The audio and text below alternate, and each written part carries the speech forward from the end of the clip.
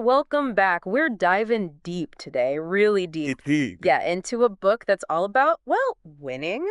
It's Mhm. called Playing to Win, and it was written by the former CEO of Procter& Gamble, A.G. Lafley, Oh, yeah, Lafley and Roger Martin, who's like a strategy guru. yeah, big strategy guy. So we figured, who better to learn from than folks who've actually, been there and done that? Absolutely right. Like, these are people who've built successful companies, led teams, you know, Yeah, made the big decision. made the big decisions, exactly.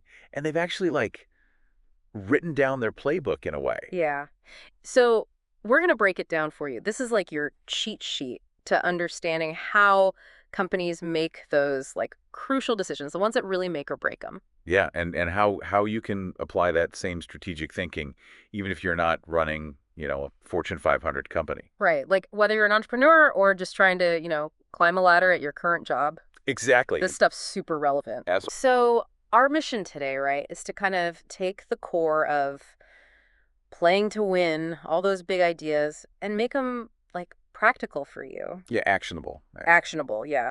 No business school jargon, just, the good stuff. The good stuff. And the book actually boils everything down to 5 key questions that any winning strategy needs to answer. Ooh, 5 questions. Okay. Yeah. And these are like seriously powerful questions. Like the first one is, what is our winning aspiration? Okay, so that's where we start. We got to figure out where we're going. Exactly. Then it's, where will we play? Okay, so that's the arena, right? Yeah, like what's our playing field? Then, how will we win? Okay, that's how we're going to actually achieve it. Right. Then, what capabilities must we have? So, like, what are the skills, the resources, all of that And finally, what management systems do we need? to keep everything running smoothly? Yeah, to keep it all on track. And no. the whole idea here is about like really shifting your mindset. It's not just about like surviving in business. Right. It's about actually winning. It's about dominating, right? Like, really being the best. Exactly. Okay, so let's jump into our first key takeaway here. And it's the power of choice. The power of choice. Okay. This is huge. The book really emphasizes that strategy isn't about, doing everything. Right. It's about making those like tough choices. Making choices, yeah. Focusing your energy. Yeah, and a lot of companies and even individuals, like we fall into this trap of trying to do too much. Spreading ourselves too thin. Yeah, and then we end up being like mediocre at a bunch of things. Right. A jack of all trades, master of none. Exactly. So Lafley and Martin, they're like totally against this whole like checkbox strategy. Checkbox strategy. I like that. Yeah, where you're just like checking boxes but not really excelling anywhere. They say you got to focus on the areas where you can truly like dominate. Mm-hmm. Where you can be the best. Yeah, and really concentrate your efforts there. I mean, think about it. Have you ever felt like totally overwhelmed by having too many priorities?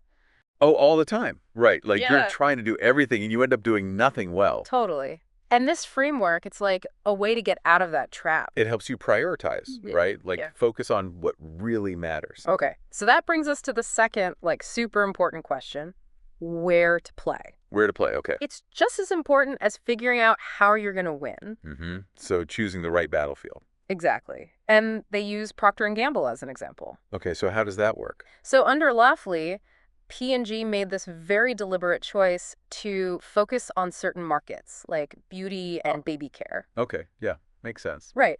And because they focused there, they were able to become like the number 1 or number 2 in those categories. Yeah, they dominated those markets. Yeah. And it wasn't about being everywhere at once, Right, right. It was about being really good at a few key things. And this applies to everyone, not just like giant corporations, right? Absolutely. I mean, think about your career. Exactly. Like choosing the right industry or even the right company.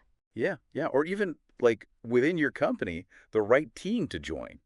That's a huge factor in your success. Huge. Yeah, it's like you could be amazing, but if you're in the wrong place, it's not going to matter as much. Right. So take a second, right? Think about where you are right now, your current playing field. Like, are you positioned to really excel? Good question. That's something that everyone should be asking themselves. Yeah. What other options might be a better fit for you? Okay, so once you've figured out where to play, then comes the next big piece, which is figuring out how you're going to win. Yeah, how to actually win. This is all about competitive advantage, right? Like, what sets you apart. Yeah, what's your edge? What makes you different? And we see this all the time with, like, big brands. Yeah. Think about Apple. Apple, they're all about design, right? Yeah, user experience. Exactly. Then you got Amazon. They're obsessed with logistics. Yeah, and like that customer experience, right? Mm-hmm. And P&G, they're masters of branding. Yeah, they really understand consumers. So what's your version of that? Like, what's that special sauce that you bring to the table? What makes people choose you over someone else? That's what you got to figure out. And this isn't just for companies, right? This applies to individuals too. Absolutely. It's about your personal brand. Yeah, what are your unique strengths? So that's our fourth key takeaway, right? This whole playing to win framework, it's not just a business thing. It's super relevant to, like, your career growth. Yeah, your personal life too, really. Totally. So think about the same questions, but in a personal context. Okay, like that. Like, for your career, where to play could mean choosing the right team. Oh, yeah, where your skills are valued. Yeah, or the right department Exactly. where Yeah. you can grow. And then how to win in that context becomes about building specific skills Yeah, skills that are in demand. that make you like indispensable. Indispensable. Yeah, that's the goal. And for entrepreneurs, where to play might mean finding a niche market. A niche, okay? Yeah. Yeah, that's underserved.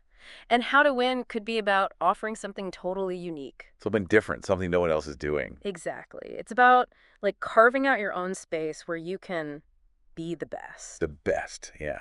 That's what it's all about. So the big takeaway here is that strategic thinking, it's not just for CEOs. Right. Anyone can use it. Yeah, it's for everyone. It's about gaining clarity, focusing your effort. So are you playing to win? That's the big question the book asks. That's a good one. Are you playing to win, or are you just, like, playing not to lose? Well, that's a big difference. Yeah, huge difference. Like, are you taking risks, or are you just playing it safe? Right. Because playing it safe, you might miss out on some big rewards. Totally. So think about those 5 questions, right? Yeah, the 5 questions. Your winning aspiration, where you're competing, how you're going to win. Capabilities and systems. Yeah, all of it. And ask yourself, like, what's one small change you can make right now based on this? One small change yet to start moving in the right direction. That's your first step towards actually playing to win. That's a great takeaway. Thanks for breaking all that down. Yeah, of course. This stuff's important. We'll catch you in the next deep dive. All right, see ya.